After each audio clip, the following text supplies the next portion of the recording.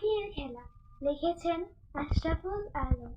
খুকি হাসে মায়ের পাশে, বিড়াল ছানা নিয়ে এসে মায়েরা চলে মুক্তি ঢাকে, বিড়াল ছানা ধুলোই রেখে।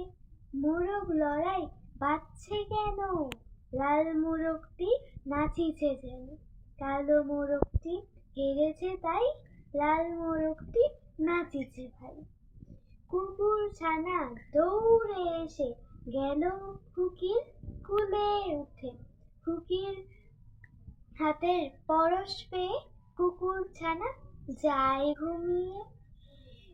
সবুজ ঘাসে ছাগল ছানা ডিগবাজিতে কি বাহানা, ঘাসের উপর উল্টে পড়ে উঠছে আবার মেমে করে।